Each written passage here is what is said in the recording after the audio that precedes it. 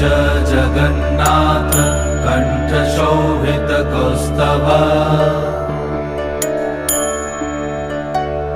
Padmanabha Vedgarbh चन्द्रसूर्यविलकना Jagannath Loknath नीलाद्रीश परहरि